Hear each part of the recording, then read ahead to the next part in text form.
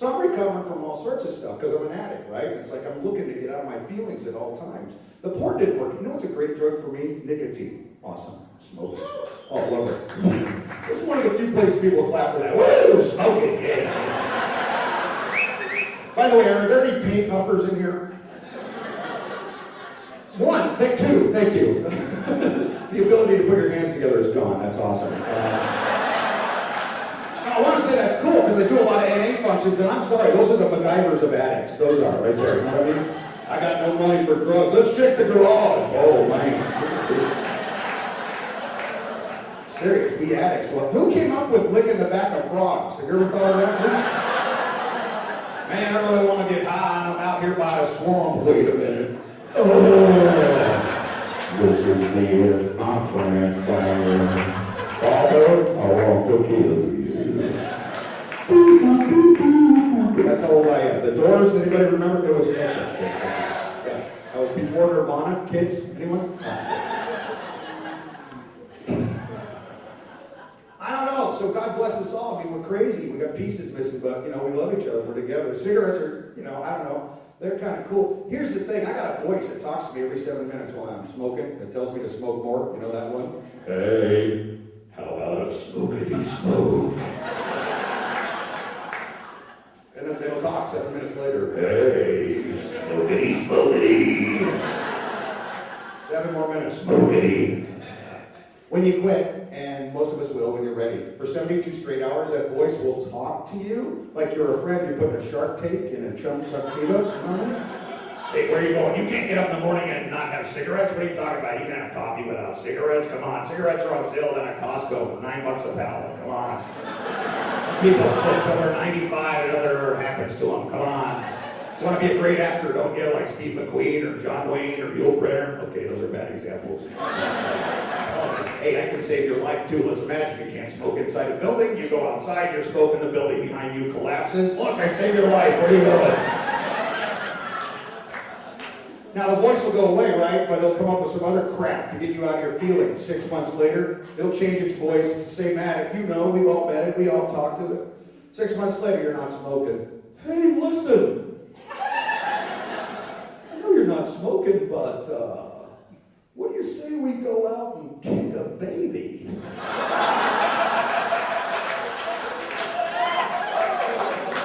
not going to kick a baby. Okay, well, how about a little gambling? No, that's too expensive. How about a relationship? No, that's way too expensive. All right, let's go down to the liquor store then, dude. I don't drink, and I don't look at those magazines. I know, but I thought maybe we just go down for a smokey. That's why it's good to have sponsors and friends and therapists to talk to, because our voice tells us all sorts of stupid, yeah, it's all right to steal that shit right now. Yeah, that's good. It's important to have. I think therapists are good, right? I had to actually go to a therapist because my sponsor went out after I read my fifth. And wouldn't that be sad? It's like, well, I heard everything. Let's hear it. Okay, that's it. I gotta go take the edge off.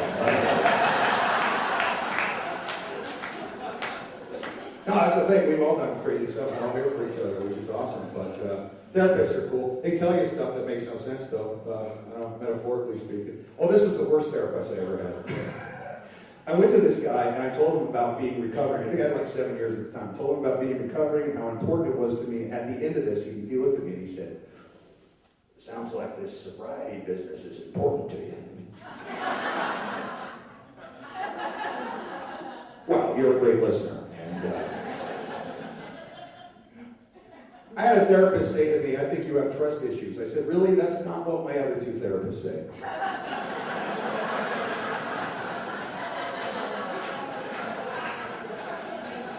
He said, I think you have delusions of grandeur. I said, you, my friend, are 4 seconds from being banished from my kingdom.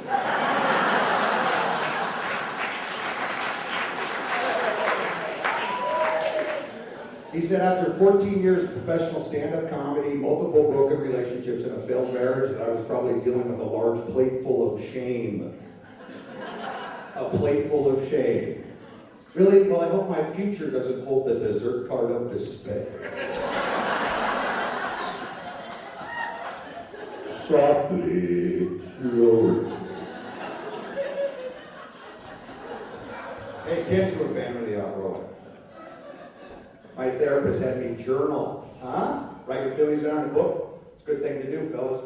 No guys will ever admit it, though. You kidding me? You want to go with me to the Raider game? No, I'm going to stay home and jot down my feelings in my Margaret Dream journal. Crap makes no sense. 3 days later, you read it. Dear Big Kurtis, why do you constantly put yourself on stage? Get some sort of love you should be able to bring from the inside out. Can't you just go to a therapist's office or maybe a little meeting room with people that care about you, not get up there with a microphone? People pay $10 a head to see you just crap all over the stage. For God's sake, get your life together. I like pickles. I like tacos. Stupid good food. I'm 4'9", motherfucker.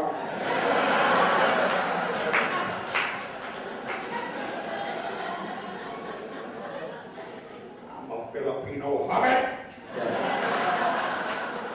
It makes me happy, Lily. Just saying your act. I was in the car. I'm a hobbit.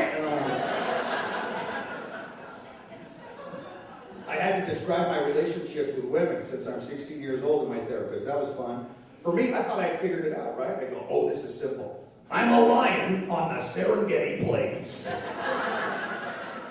Women are beautiful gazelles. My therapist goes, wait a minute. You're a lion, women are gazelles. If you're looking for a gazelle in your life, shouldn't you also be a gazelle?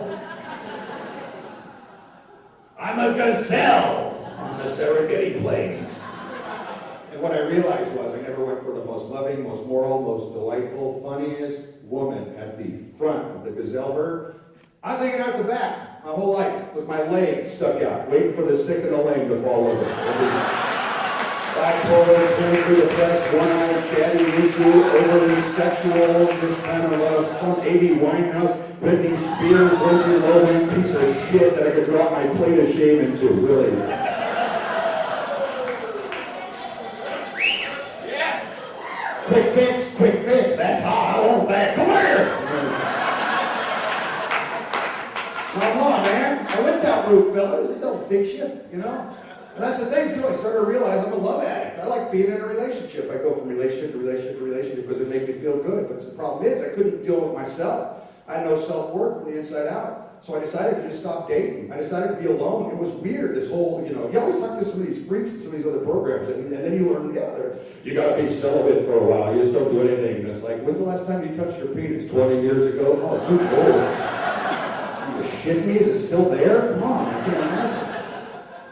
Anyway, so I spent time alone, didn't date anybody, and focused myself and got to the place where I could, bring my own self-worth from the inside out. Here's the thing: when you're spending time alone, though, this is what you realize: you got a higher power that loves you, that he'll put somebody in your life if you're supposed to be with somebody, and if not, you go out looking.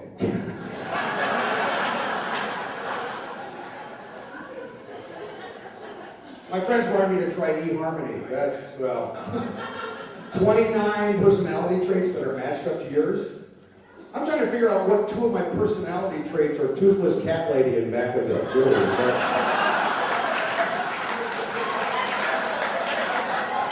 If you see, let me know. You know what I mean? I like the pictures where people are drinking all the time. I mean, that's kind of a no for me. I like wine, and I like blacking out in bus stops, and I like wine. I'm like, okay, that's probably not a long time girl. Might be the one you invite over for the salami movie. Anyway.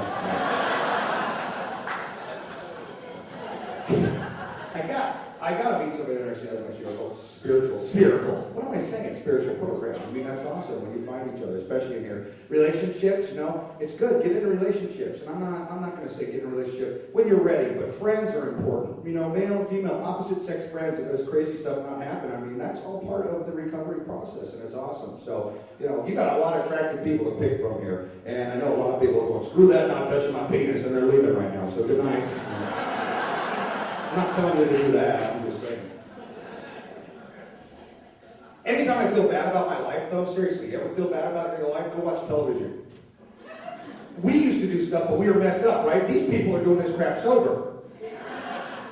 One of my favorite shows every week is Cops. There's always, yeah, thank you. I know, you were on it. Awesome. And how many of you were on Cops? Anyway, is that more than half? Okay, just a paid number? Cool. All right. No, there's always that lady with one arm and one leg. He done took arm and leg off. What do you want us to do? Bring her back. He's the only man I ever loved. Have you ever heard of Al-Anon, honey? Maybe you should look into it. Huh? Okay. The show Intervention. The only resentment I have about intervention is that didn't happen to me, right? You know, I mean, it's great that people sit down and love each other and read all these beautiful things, and then apparently you get a free plane trip and you go to Sedona or Vegas, right? I don't know what happened. The second time I was convicted for drunk driving, I was alone in a courtroom with a hanging judge, and he was trying to dole out life lessons to all these high school kids on the Force Don't Drink and Drive field trip, right? I had a drunk driving attorney back from a 6-martini lunch who smelled like chicken wings and might as well have been wearing a Hooters t-shirt and a diaper, right?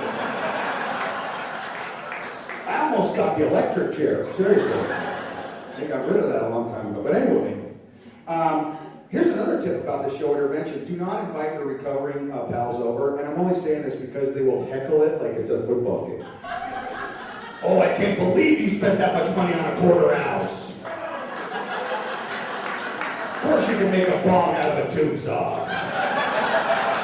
Oh, kick the baby, kick the baby.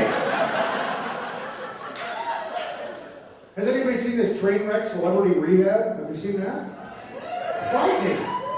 Yeah, the weirdest part of it is there's a talent coordinator. Did you see that at the end? There's a talent. What are they auditioning? It's like, look, your delirium tremor is not believable enough, right? So you're no Jeff Conway. Come back when you're real fucked up, would you? There's so many stupid things that happen, and not even, you can't blame it on drugs and alcohol. I don't know, a couple years ago, I was in San Francisco, there was a tsunami warning, and some people went out to the beach. I saw what happened in Thailand. I heard in Thailand, even when that water went out, some people moved their towels closer to the water line, right? Can you imagine? I guess we'll have to move these towels up. Oh, that ain't right. That ain't. Here's a tip, no animals were killed. Did you hear that? Why? Dogs have a sixth sense. So I'm just saying, you're at your little apartment here in Sacramento and 400 dogs go blowing past you. All of them! What's the worst thing that's going to happen, right? Maybe there's a giant cat driving an ice cream truck. Humping a big old leg. Going to the St. Mark's prison barbecue. Just saying, dogs are cool.